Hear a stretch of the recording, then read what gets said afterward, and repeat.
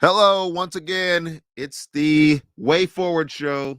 I'm here taking every precaution necessary. I'm covering my whole face here.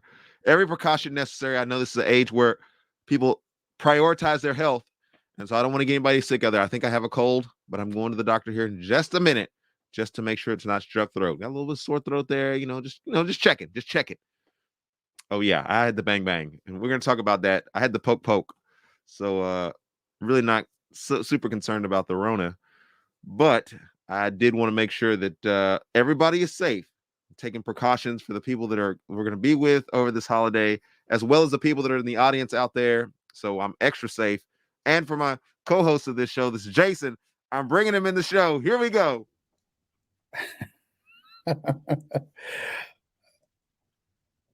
Like that 316, baby. 36. What you know about 316? Hey, you got a sacred hanky right there. It's gonna help you. You just breathe in 316, and all those germs is gonna die. There you go. Right? Hey, isn't that what Ken Copeland said? That's right. Hey, that's right. Hey, I'll just blow on it. Yeah. If you're a true believer, you can't get coronavirus. What? Yeah. You already vaccinated. We Jesus is our vaccination. Jokers, man. Jokers. Yeah. How you doing this morning? I'm doing well. Doing really well. That's great. We're in the midst of Thanksgiving break, which means I got the kids home. I love that. My in-laws came in, and so that's fun. Get to see them. They live in Tennessee, so they're like a solid 7 hours away now. We don't see them as much from Loudon, Tennessee, so they had to make another drive. Yeah, just getting ready for Thursday. We have a big bunch coming over. Do some. That's great. Ethan's baptism on Sunday, and then hopefully the Anavitartes are going to be there because, hopefully. Yeah, I don't see any reason why not. Yeah. I mean, I think it's just a cold, but I just want to make sure, even if it's strep throat, we get some antibiotics. We're back in 12 hours. We've had COVID. We don't have the vaccine, so we got immunity. So there you go. He's got immunity. And Jesus. So he's got immunity. We got the poke, and we got Jesus. So we should be good together. Well, we got coming together. We got black and white, vaccinated, unvaccinated, healthy, unhealthy. I don't know. We got it all. We got it all on this show. This is a variety show. That's right. Hey, man, you were talking a little bit about some of those traditions that you have been going through or that your family gets to observe this time of year. Any significant ones or special ones that you look extra special forward to? In regards to like Thanksgiving, there's certain foods we put on the table that we just know we're going to only eat these during Thanksgiving. The one that is I don't know how you want to say it. It's got mixed feelings. Is something we call Coca-Cola Salad. This is a Southern dish. Coca-Cola Salad. Yeah, this is back when the Depression. People are broke. And my grandparents. Here we go. My great grandparents. You just start putting stuff together to make something. Oh yeah. Like whatever you got in the house, and somebody got the idea to make salad out of Coca-Cola. And you're like, let's go for it. How do you do it? Well, it involves gelatin and Coke and some cherries and some cream cheese and some walnuts, and they just put it all together. Hey, boil it Carolina calabash. Just throw it all in there. It's just kind of. It looks like somebody's got a bleeding ulcer and they vomited in a dish. Oh, oh. Hey, Jason. That's what it looks like. So, hey, bro, just because of that. That's weird. But I like it. I've eaten it since I was a kid. My mom's made it for as long as I can remember, and her family's made it for as long as they can remember. So that is the dish that we only eat on Thanksgiving. They're keeping it real over there. Yeah, you don't eat it anytime else but Thanksgiving. Coca-Cola salad, baby. Coca-Cola salad. Yeah, it's got to be real Coke, and it's even. I mean, I think my grandmother would make it out of a bottle, Coke out of the bottle. I mean, she was that particular. Give a shout out, North Carolina, if you got some liver mush going on. Yeah, up in Shelby, North Carolina. What y'all know about liver mush out there, audience? What y'all know about North Carolina? Christmas time is a big time because it's Advent for us, and we celebrate Advent. So we do things every week, and we do little traditions, and it's just a lot of fun. We decorate the tree right after Thanksgiving, and we just spend a lot of time just kind of focusing on the birth of Christ, and yeah. So we do something a little different every. That's kind of the tradition is we do something just a little different every year, but it's the same theme. Does that make sense? Yep, absolutely. So if you're out there and you've got some strange or unusual holiday traditions, especially around Thanksgiving, foods that you eat, Christmas season as we're coming into it, holiday traditions, you guys can type that in the comments section. We'll try to get that up there. This is not a live show. This is a tape show, but we'll still be following the comment section and trying to respond to people. So feel like you can participate in the show. In fact, if you participate in the show, it actually helps the algorithm of the show because it seems like more people are watching it and more people's good. And so the way the algorithm works is if we were having a fight and we were punching each other out, and we were cussing each other out, we would just be typing a bunch of characters, and Facebook wouldn't even know. The internet wouldn't even know. We'd break the internet. But what would happen is people would think, oh, there's a fire over there, so let's send everybody to the fire. And that's usually how the algorithms work. But we're not going to be fighting each other. We're just going to be typing in our special recipes and different holiday traditions that we've got going on there. So help the algorithm out, even though this is not a live show. Jason, there's a couple of things that I think you've probably heard of one of these before, but maybe some of these you have not. But since the 1940s in the U.S. and officially in 1989, U.S. presidents have been pardoning the turkey. Have you ever seen that ceremony? Yeah. Yes. That's weird. It's a televised ceremony. You'll be able to see that here very soon. The turkey is sent out to live at Mount Vernon. That was the home estate of George Washington, where it gets to live out the rest of its life without going to anybody's dinner table. The pardoning of the turkey. How many turkeys are out there? You know, I'm pretty sure it's got to be a turkey farm at this point. It's got to be pretty crazy. But I don't know what the life expectancy of turkeys is. I wonder what the penalty would be if we went out there and just, you know. I don't think you can. But I mean, I think they probably keep those in pretty tight security. Imagine that. What are you in jail for? Well, yeah. No, they parked that turkey. I had better plans for that turkey. Yeah, bro. Yeah, I'm just going to let it go because I heard of something that somebody did that was actually against the law. And I was like, man, I'm not going to run to the law and tell them this. And they knew that it was against the law when they did it. So I'm just going to let that one go by the by the wayside. But they had gone to a Tennessee Titans football game. And there was somebody that they really loved, they really appreciated, and they took some of their ashes. And their goal was to get on the field and like spread the ashes. And so some of the fans helped them, and then they went out. So I was like, folks can go to jail for that sort of thing. I'm just going to pretend like that's weird. Yeah. I guess that's weird. We could do a show. What would happen? What would happen if Jason stole a turkey from Mount Vernon versus what would happen if Erskine stole a turkey from Mount Vernon? Yeah, let's keep it there. Let's keep it there. What does justice look like in America for the stealing of turkeys? I think you could get away with it just because of the mere fact that you're faster. I wouldn't be running anywhere. Susan Fools pull out, I'd be like, I'm done. Here you go. Here's your turkey back. I mean, you'd have to devise some kind of plan like National Treasure just to get one of those turkeys up out of there.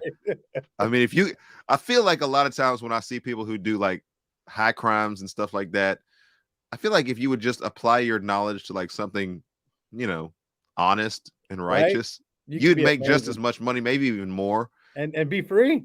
And be free. That's right. That's right. Yes. Yeah. Oh man. I always Here's thought that was interesting. here's another one. I don't know if you've seen this one before, but frozen turkey bowling. Have you ever seen that take place? It started in a grocery store, excuse me, in Newport Beach in 1988, and they used the alley of the store for bowling. And so they set up pins, or they set up 2 liters, and they will bowl the turkey and do it just like a bowling ball. Yeah, I've never seen that. Got nothing on that one? Got nothing. I guess it tenderizes the turkey, maybe. I don't know. Well, I got something on that one. Let's see. Here we go. Let's check this out. Let's see. Let's react to this video.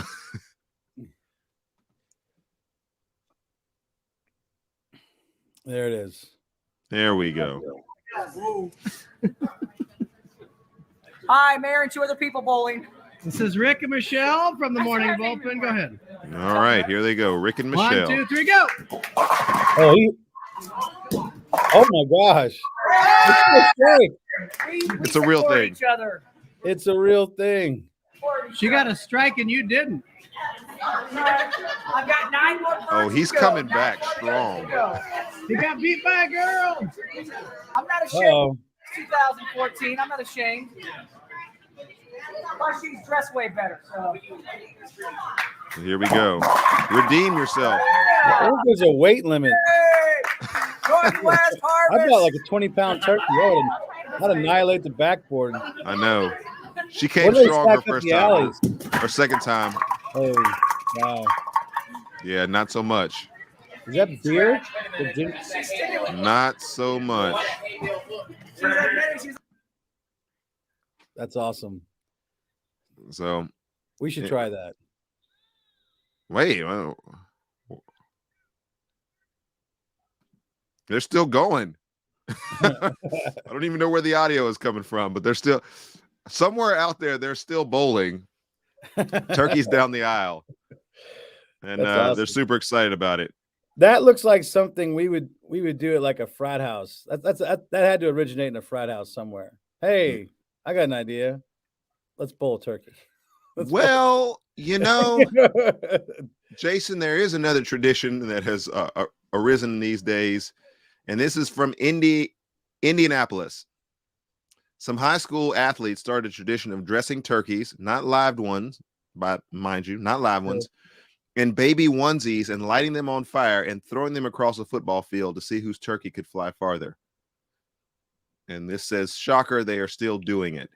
So I've not been able to corroborate that particular story, but if it's on the internet, it must be true. So they dress it up in like a baby onesie. Light it on fire. They light it on fire. How they throw it? I don't know. It's on fire. Like a catapult, maybe? We got to find video of that. Yeah, we were still yet to corroborate. If you are watching this and you know of this, or you've taken part in this tradition, or you can find us a video of it, just put the link in the show notes, and we'll be happy to see that at some point. I'm still trying to corroborate that story, but that is apparently it's out there on the internet. So again, must be true. All right. So there you go. Got ideas now. Got ideas. If you didn't have enough to do, you will now. That's right.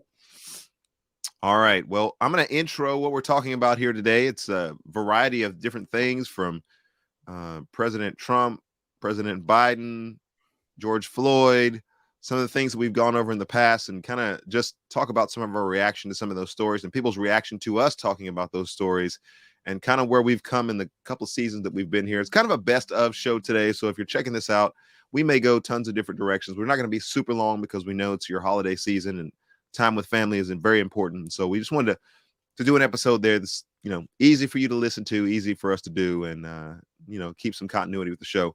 So without further ado, let me get to some of the news here.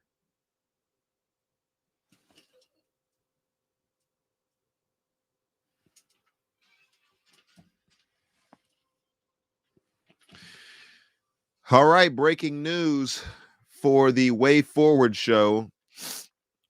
We are going to be talking about, as I said, a variety of issues, comment section is still going to be turned on.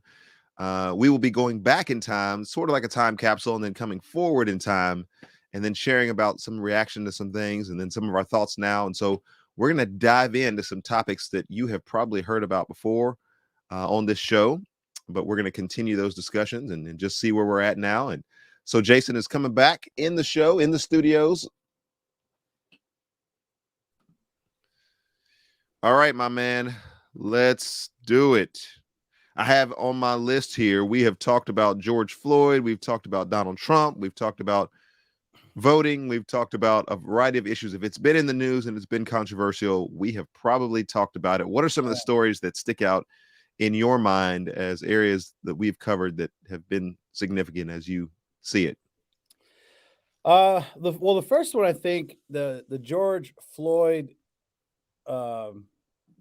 story really sticks out because I think that's where the genesis of the way forward kind of came, as you and I were talking. Now, you and I have always been talking, probably for the last almost 20 years, just about race in the church and community, and we've had multiple discussions on our couch.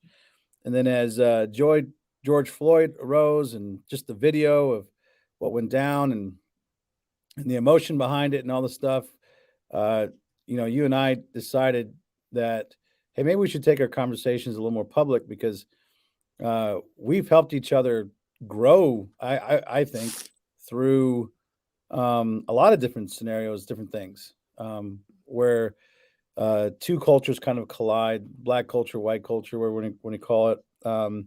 And we've also been very passionate about the church. And we both had the conviction that the church creates the space where God's perfect justice and mercy meet together at the cross, and that the church should be the space where these issues are worked out. And we need more pastors and church members talking like this and doing these things. So the George Floyd thing really was kind of the thing that spurred me on. I'm not a big YouTube. I'm not a guy. I don't like being on TV. I don't like doing the YouTube. That's just not my cup of tea. So this is really outside of my wheelhouse.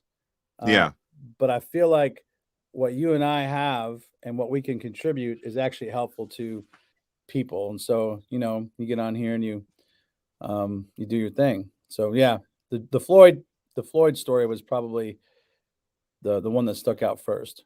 Yeah, and I think that it was cool because, you've got the whole nation that's reacting in some way, shape, form, or fashion. You've got the initial instance with George Floyd, and you've got, situations of justice. Then you've got Derek Chauvin. Then you've got police that enter into the picture here. Then they've got this sort of overarching discussion about racism in America. And that spills over into the church. And, is there racism within the church? And then CRT, and then a lot of the things that we discuss pretty much every episode.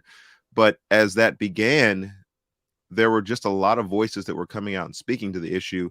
I didn't feel like there was anybody that had the relational capital that we had. There were some other people who asked me to do the show and asked me to speak into, do some broadcasts with them on those issues. But like you said, we've been talking about these issues for over 20 years.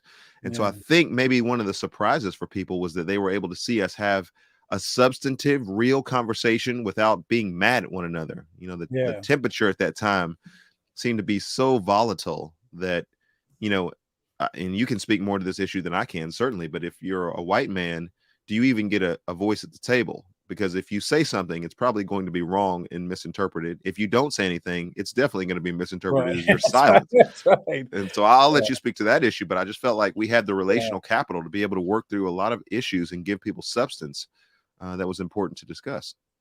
Well, yeah, I think also the Lord was working on me in a couple of different ways. One, just because I'm frustrated about something or I feel a certain way about something doesn't make it right. And I need a sounding board to bounce off those things, but I need somebody I can trust and somebody I can be vulnerable with and who'll actually allow me to talk about how I'm feeling about it, and vice versa, right? Like, sure, you also need that space and you need that place to do that. We just cannot settle these issues in a productive, godly way if we don't allow each other to talk through some things and even take a few on the chin. I mean, over the years, we've kind of joked a bit about how I've said some stupid things. I'm like, man, I gotta go back and can't believe that came out of my mouth. And, Yeah. Well, all of us. That's yeah, it's everybody. right? And so when you have that, and we're able to talk on such, like you said, the temperature is so hot. God's mercy allowed you and I just to have the opportunity to really talk about those things without the feelings destroying the productivity that truth can bring to a relationship. And so I think that's been special for you and I. Yeah. At the very least, if nobody else gets anything out of it, I've grown as a man and as a father and a husband and as a Christian because of the dialogue that you and I have together. It forces me to think differently. Even if I don't want to, I have to.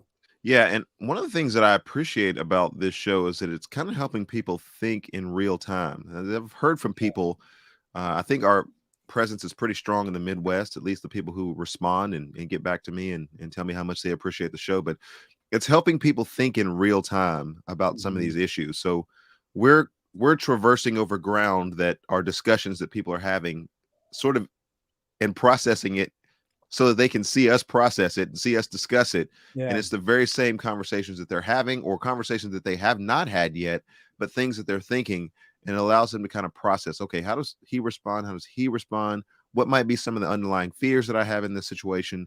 Where do we go forward with this? And I always love that we have that as an emphasis, not just to stay stuck in just perpetual conversation, ever learning, but never able to come to the knowledge of truth.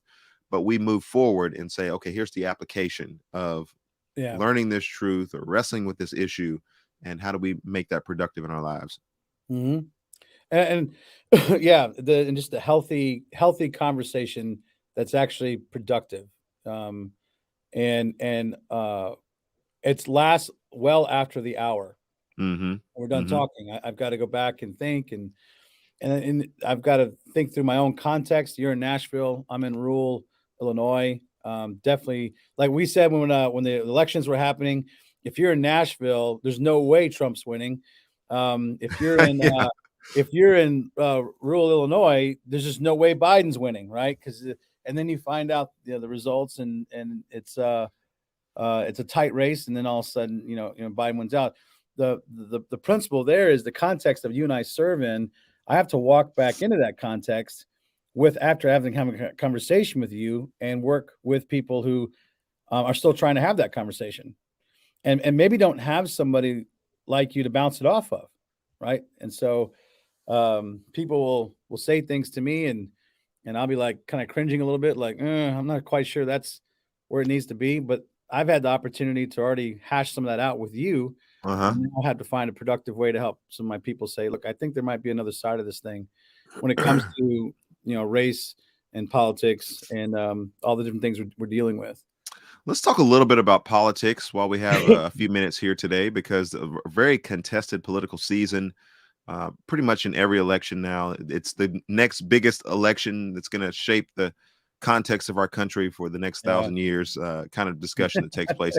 It's ultimate Doomageddon, depending on who wins, and both sides kind of use that type of nomenclature to represent the fact that it's a big election. If we win, or the other side wins, and the whole nation is going to collapse. Those kind of caricatures. But I'm going to put an image up on the screen here. I think people are familiar with this, but it kind of comes from this era, at least the outflow of the aftermath of the election.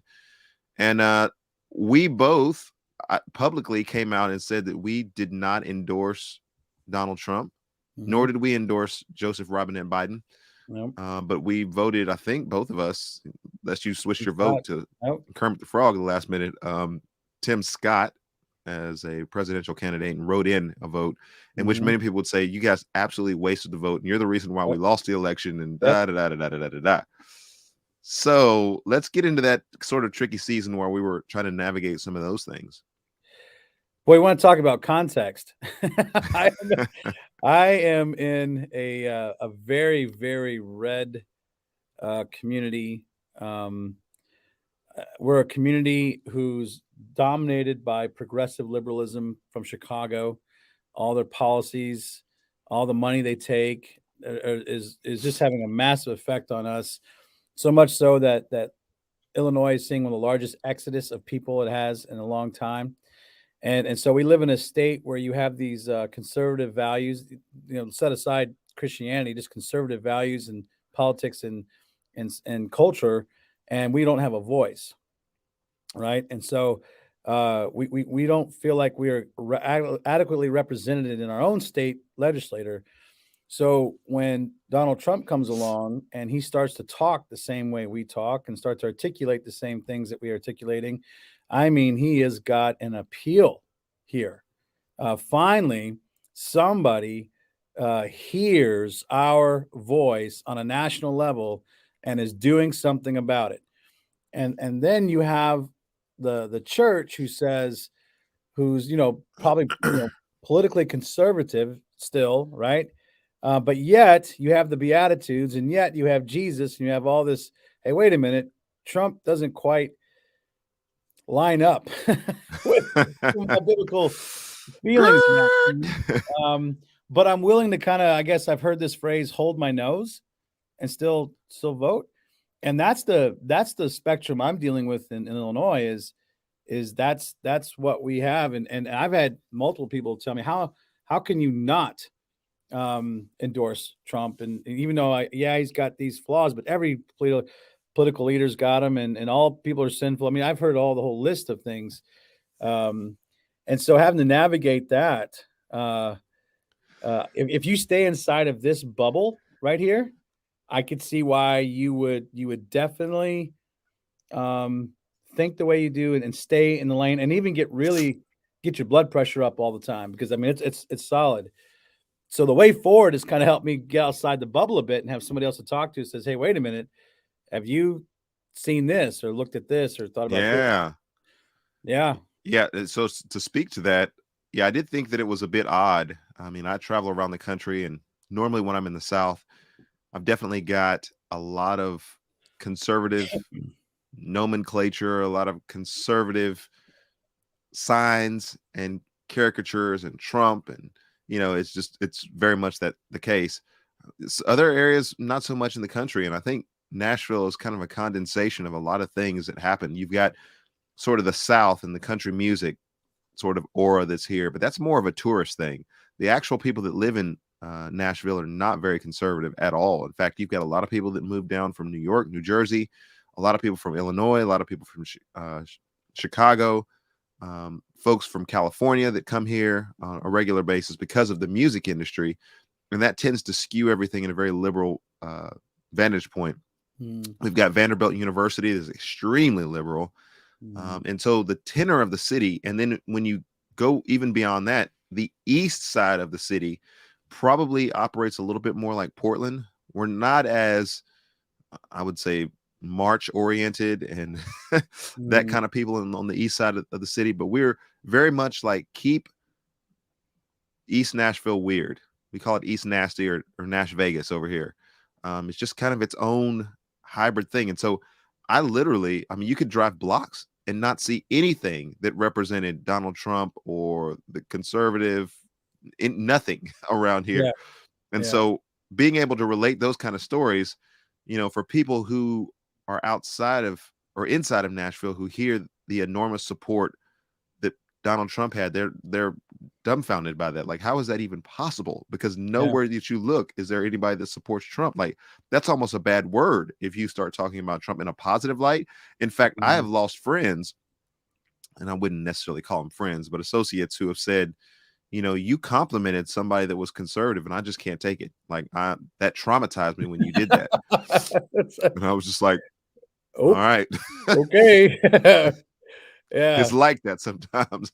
I traumatize people for a variety of reasons, and if that's one of them, then I apologize. The Lord he will hold you fast.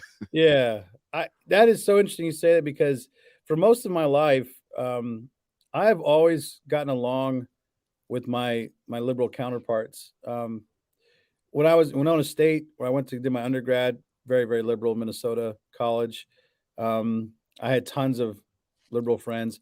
I served in AmeriCorps. I was just very much liberal. I work in a school system that's dominated by progressive liberal thoughts. I've worked in the area of disability, very much dominated by liberal thinking and liberal ideology.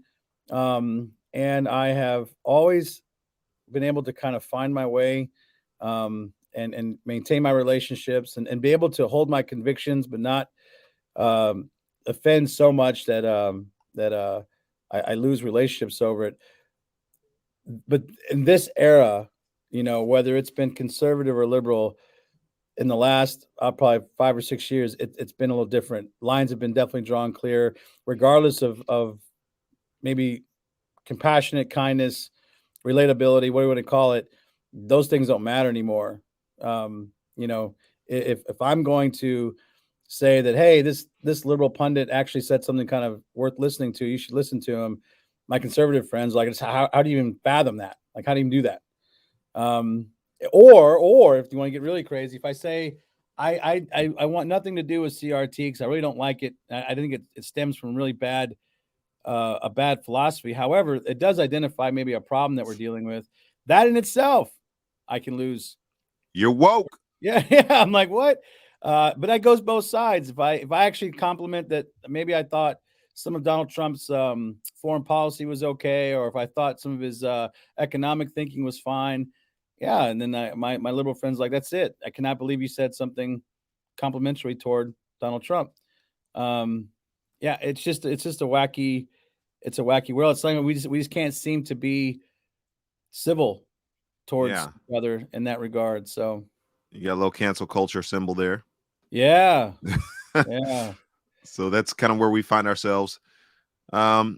We are in season 3 now. And like I said, this is the best of show. So we've covered a lot of ground. We couldn't possibly go back and go through all those. We've got some big things that are on the horizon in terms of things that we're going to be talking about.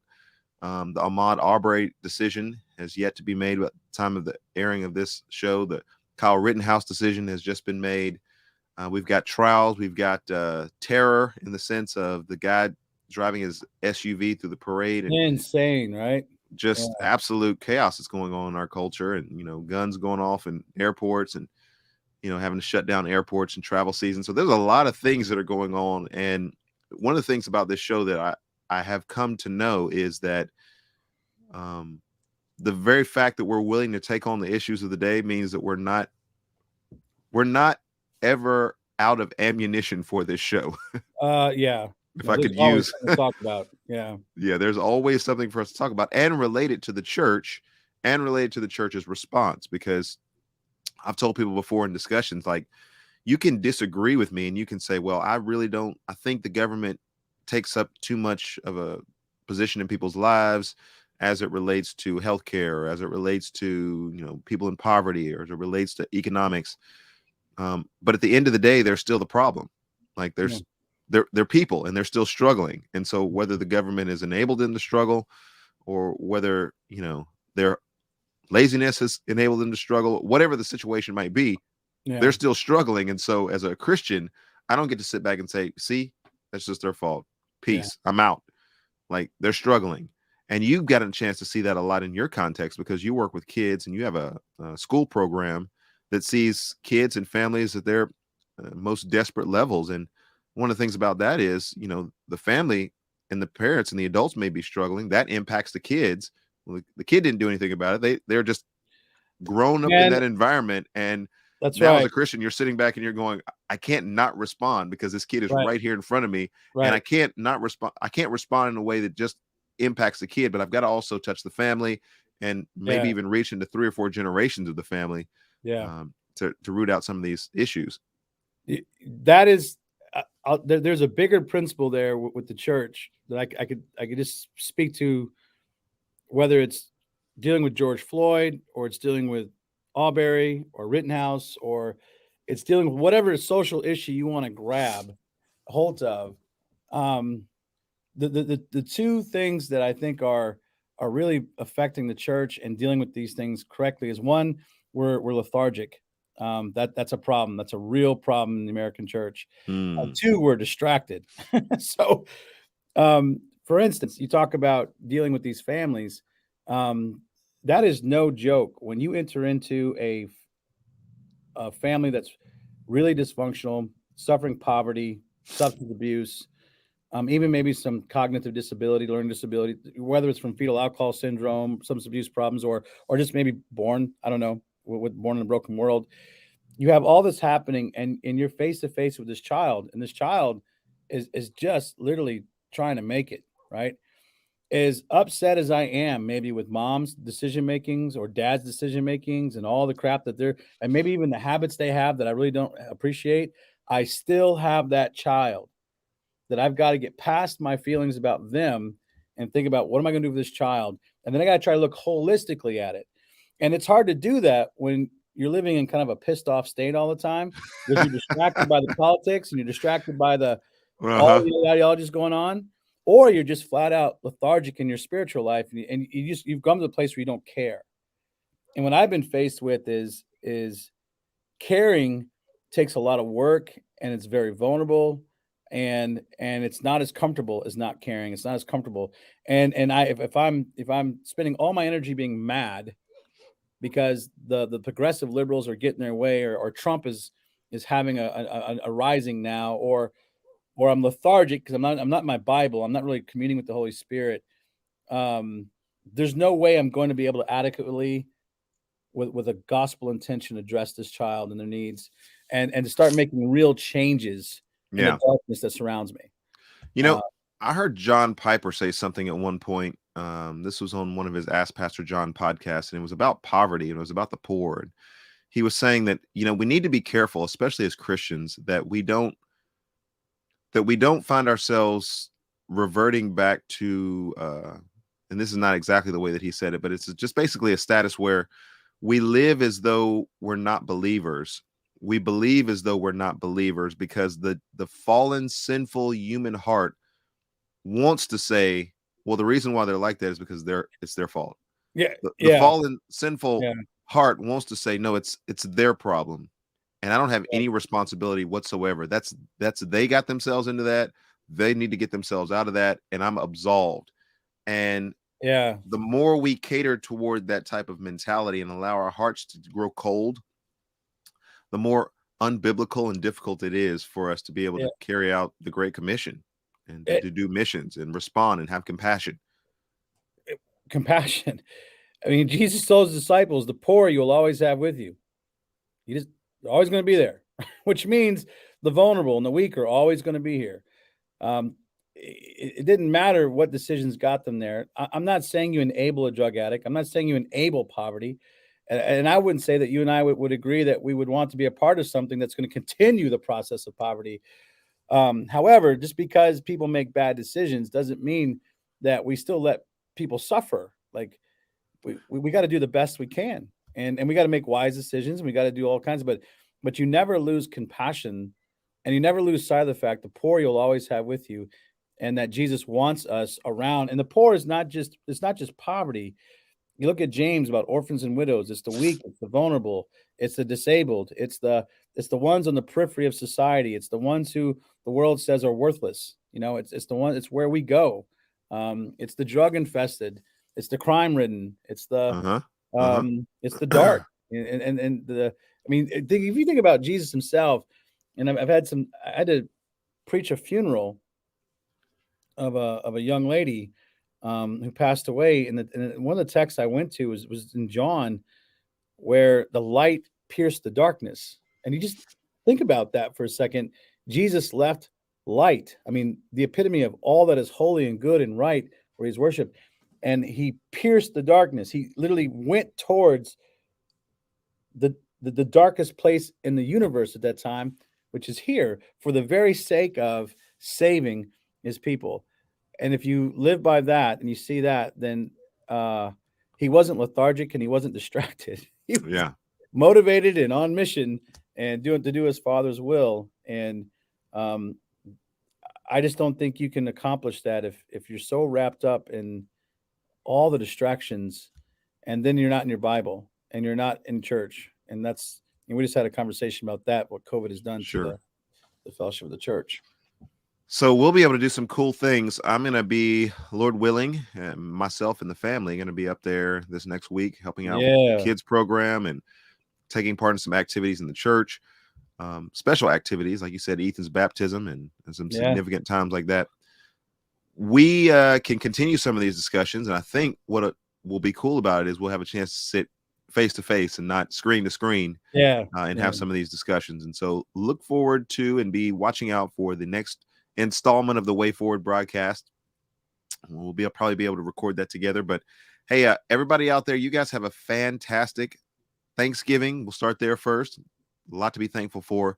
And then as we move into the Advent season, there will be much more to be thankful for in the coming of Christ and what that means in our world. It seems that it's analogous every year that it's so dark in the world. And we see that from news story to news story, that the light of Christ coming into the world makes all the difference. Makes all the difference for people having hope and genuine, lasting, everlasting hope in this world. And so we have a shortened edition of the Way Forward broadcast because I'm literally about to hang up, and then I've got a doctor's appointment. I'm going to go check everything out. Make sure you guys are safe out there. That's right. Go get you some latex gloves. Exactly. So we'll do all that. Jason, thank you so much for, again, wonderful co-host, even better friend, amazing man of God. And so, we'll get at it again, hopefully, in the presence of one another. It'll be fun. Look forward to it. All right. Well, it's the Way Forward. And here's what our show outro looks like.